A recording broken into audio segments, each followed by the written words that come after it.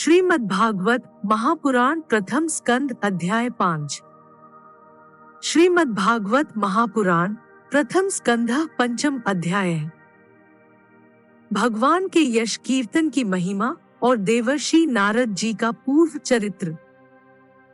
सूत जी कहते हैं, तदंतर सुखपूर्वक बैठे हुए वीणा पाणी परम यशस्वी देवर्षि नारद ने मुस्कुराकर अपने पास ही बैठे ब्रह्मर्षि व्यास जी से कहा। नारद जी ने प्रश्न किया, महाभाग व्यास जी, आपके शरीर एवं मन दोनों ही अपने कर्म एवं चिंतन से संतुष्ट हैं।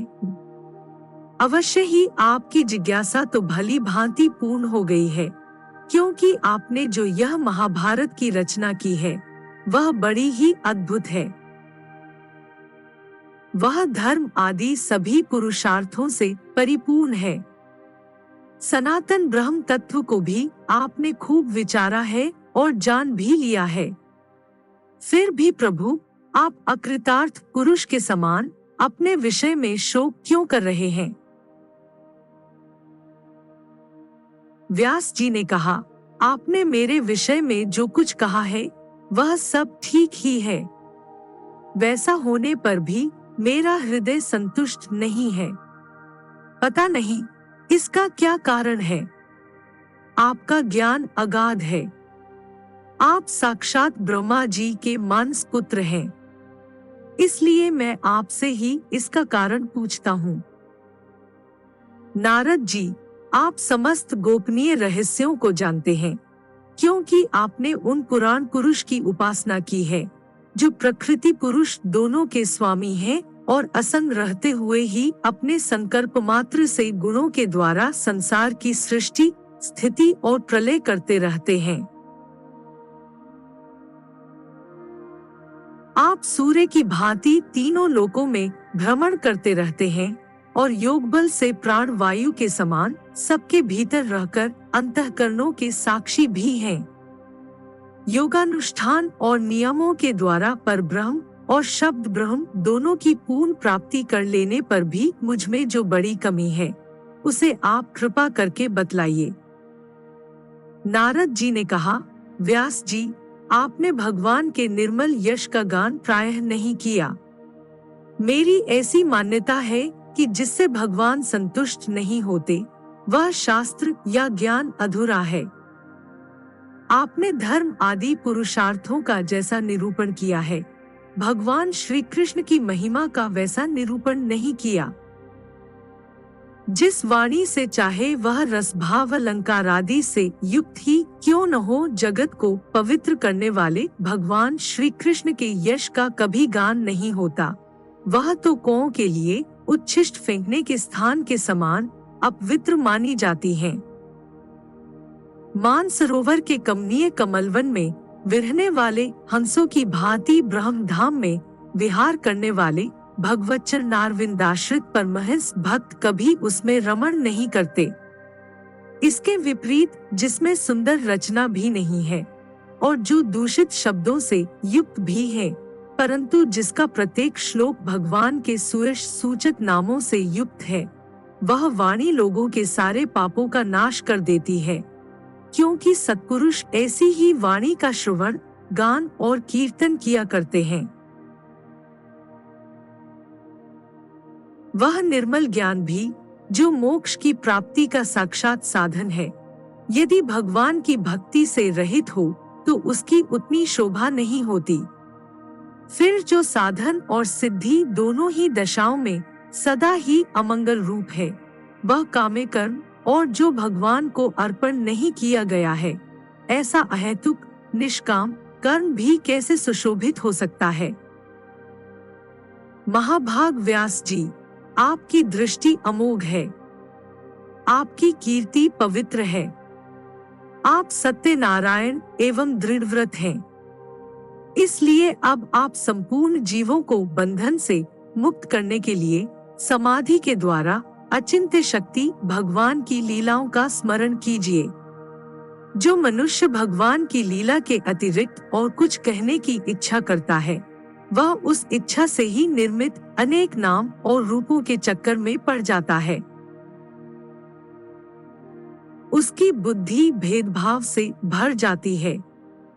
जैसे हवा के झकोरों से डगमगाती हुई डोंगी को कहीं भी ठहरने का ठौर नहीं मिलता, वैसे ही उसकी चंचल बुद्धि कहीं भी स्थिर नहीं हो पाती। संसारी लोग स्वभाव से ही विषयों में फंसे हुए हैं। धर्म के नाम पर आपने उन्हें निंदित, पशु हिंसा युक्त सकाम कर्म करने की भी आज्ञा दे दी है। यह बहुत उल्टी बात हुई, क्योंकि मूर्ख लोग आपके वचनों से पूर्वोक्त निंदित कर्म को ही धर्म मानकर यही मुख्य धर्म है ऐसा निश्चय करके उसका निषेध करने वाले वचनों को ठीक नहीं मानते। भगवान अनंत हैं। कोई विचारवान ज्ञानी पुरुष ही संसार की ओर से निवृत्त होकर उनके स्वरूप भूत परमानंद का अनुभव कर सकता है। अतः जो लोग पारमार्थिक बुद्धि से रहित हैं और गुणों के द्वारा नचाए जा रहे हैं, उनके कल्याण के लिए ही आप भगवान की लीलाओं का सर्वसाधारण के हित की दृष्टि से वर्णन कीजिए। जो मनुष्य अपने धर्म का परित्याग करके भगवान के चरण कमलों का भजन सेवन करता है, भजन परिपक्व हो जाने पर तो बात ही क्या है, यदि इससे पूर्व ही उसका भजन छूट जाए तो क्या कहीं भी उसका कोई अमंगल हो सकता है। परंतु जो भगवान का भजन नहीं करते और केवल स्वधर्म का पालन करते हैं, उन्हें कौन सा लाभ मिलता है।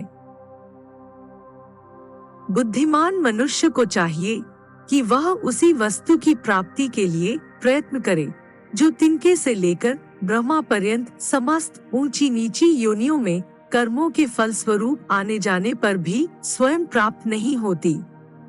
संसार के विषय सुख तो जैसे बिना चेष्टा के दुख मिलते हैं, वैसे ही कर्म के फल रूप में अचिंत्य गति समय के फेर से सबको सर्वत्र स्वभाव से ही मिल जाते हैं। व्यास जी, जो भगवान श्री कृष्ण के चरणारविंद का सेवक है, वह भजन न करने वाले कर्मी मनुष्यों के समान दैवात कभी बुरा भाव हो जाने पर भी जन्म मृत्युमय संसार में नहीं आता। वह भगवान के चरण कमलों के आलिंगन का स्मरण करके फिर उसे छोड़ना नहीं चाहता।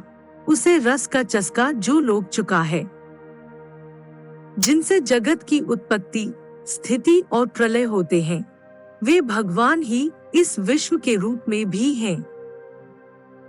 ऐसा होने पर भी वे इससे विलक्षण हैं। इस बात को आप स्वयं जानते हैं, तथापि मैंने आपको संकेत मात्र कर दिया है। व्यास जी, आपकी दृष्टि अमोघ है। आप इस बात को जानिए कि आप पुरुषोत्तम भगवान के कलावतार हैं। आपने अजन्मा होकर भी जगत के कल्याण के लिए जन्म ग्रहण किया है, इसलिए आप विशेष रूप से भगवान की लीलाओं का कीर्तन कीजिए। विद्वानों ने इस बात का निरूपण किया है कि मनुष्य की तपस्या, वेदाध्ययन, यज्ञानुष्ठान, स्वाध्याय, ज्ञान और दान का एकमात्र प्रयोजन यही है कि पुण्य कीर्ति श्री कृष्ण के गुणों और लीलाओं का वर्णन किया जाए। मुने, पिछले कल्प में अपने पूर्व जीवन में मैं वेदवादी ब्राह्मणों की एक दासी का लड़का था। वे योगी वर्षा ऋतु में एक स्थान पर चातुर्मास्य कर रहे थे। बचपन में ही मैं उनकी सेवा में नियुक्त कर दिया गया था। मैं यद्यपि बालक था, फिर भी किसी प्रकार की चंचलता नहीं करता था, जितेंद्रिय था, खेलकूद से दूर रहता था और आज्ञानुसार उनकी सेवा करता था। मैं बोलता भी बहुत कम था। मेरे इस शील स्वभाव को देखकर समदर्शी मुनियों ने मुझ सेवक पर अत्यंत अनुग्रह किया। उनकी अनुमति प्राप्त करके बरतनों में लगा हुआ प्रसाद मैं एक बार खा लिया करता था। इससे मेरे सारे पाप धुल गए। इस प्रकार उनकी सेवा करते करते मेरा हृदय शुद्ध हो गया और वे लोग जैसा भजन पूजन करते थे, उसी में मेरी भी रुचि हो गई।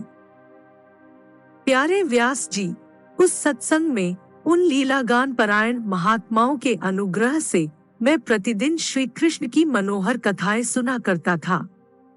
श्रद्धा पूर्वक एक एक पद श्रवण करते करते प्रिय कीर्ति भगवान में मेरी रुचि हो गई। महामुने, जब भगवान में मेरी रुचि हो गई, तब उन मनोहर कीर्ति प्रभु में मेरी बुद्धि भी निश्चल हो गई। उस बुद्धि से मैं इस संपूर्ण सत और अस्तरूप जगत को अपने परब्रह्म स्वरूप आत्मा में माया से कल्पित देखने लगा। इस प्रकार शरद और वर्षा, इन दो ऋतुओं में तीनों समय उन महात्मा मुनियों ने श्रीहरि के निर्मल यश का संकीर्तन किया और मैं प्रेम से प्रत्येक बात सुनता रहा। अब चित्त के रजोगुण और तमोगुण के नाश करने वाली भक्ति का मेरे हृदय में प्रादुर्भाव हो गया। मैं उनका बड़ा ही अनुरागी था, विनीत था। उन लोगों की सेवा से मेरे पाप नष्ट हो चुके थे। मेरे हृदय में श्रद्धा थी, इंद्रियों में संयम था एवं शरीर, वाणी और मन से मैं उनका आज्ञाकारी था। उन दीनवत्स महात्माओं ने जाते समय कृपा करके मुझे उस गुह्यतम ज्ञान का उपदेश किया, जिसका उपदेश स्वयं भगवान ने अपने श्रीमुख से किया है। उस उपदेश से ही जगत के निर्माता भगवान श्री कृष्ण की माया के प्रभाव को मैं जान सका, जिसके जान लेने पर उनके परमपद की प्राप्ति हो जाती है। सत्य संकल्प व्यास जी, पुरुषोत्तम भगवान श्री कृष्ण के प्रति समस्त कर्मों को समर्पित कर देना ही संसार के तीनों तापों की एकमात्र औषधि है। यह बात मैंने आपको बतला दी। प्राणियों को जिस पदार्थ के सेवन से जो रोग हो जाता है, वही पदार्थ चिकित्सा विधि के अनुसार प्रयोग करने पर क्या उस रोग को दूर नहीं करता। इसी प्रकार यद्यपि सभी कर्म मनुष्यों को जन्म मृत्यु रूप संसार के चक्र में डालने वाले हैं, तथापि जब वे भगवान को समर्पित कर दिए जाते हैं, तब उनका कर्म अपना ही नष्ट हो जाता है।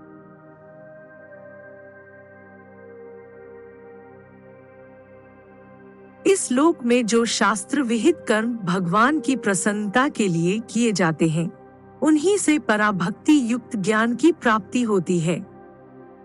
उस भगवदर्थ कर्म के मार्ग में भगवान के आज्ञानुसार आचरण करते हुए लोग बार बार भगवान श्री कृष्ण के गुण और नामों का कीर्तन तथा स्मरण करते हैं। प्रभु, आप भगवान श्री वासुदेव को नमस्कार है। हम आपका ध्यान करते हैं। प्रद्युम्न, अनिरुद्ध और संकर्षण को भी नमस्कार है। इस प्रकार जो पुरुष चतुर्व्यूह रूपी भगवान मूर्तियों के नाम द्वारा प्राकृत मूर्तिरहित अप्राकृत मंत्र मूर्ति भगवान यज्ञ पुरुष का पूजन करता है, उसी का ज्ञान पूर्ण एवं यथार्थ है। ब्राह्मण, जब मैंने भगवान की आज्ञा का इस प्रकार पालन किया, तब इस बात को जानकर भगवान श्री कृष्ण ने मुझे आत्मज्ञान, ऐश्वर्य और अपनी भावरूपा प्रेमा भक्ति का दान किया। व्यास जी, आपका ज्ञान पूर्ण है। आप भगवान की ही कीर्ति का, उनकी प्रेममयी लीला का वर्णन कीजिए। उसी से बड़े बड़े ज्ञानियों की भी जिज्ञासा पूर्ण होती है। जो लोग दुहकों के द्वारा बार बार रौंदे जा रहे हैं, उनके दुहक की शांति इसी से हो सकती है और कोई उपाय नहीं है।